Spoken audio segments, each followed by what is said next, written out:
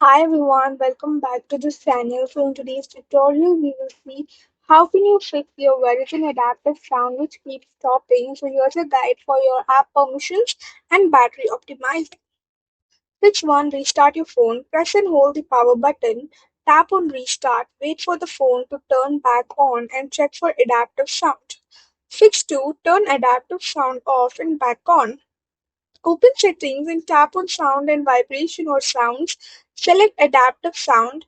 Turn it off, wait for a few seconds, then turn it on again. Fix 3. Update your phone. Go to Settings, select System, and then go to Software Update. Tap on Check for updates and install any available updates and restart your phone. Fix 4. Check for Battery Saver.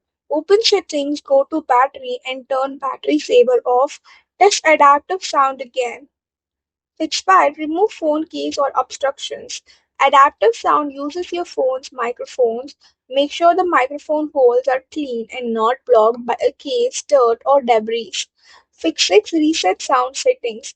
Open Settings, go to System and select Reset options. Select Reset app preferences or Reset settings if available. Restart your phone. Fix 7. Test in safe mode.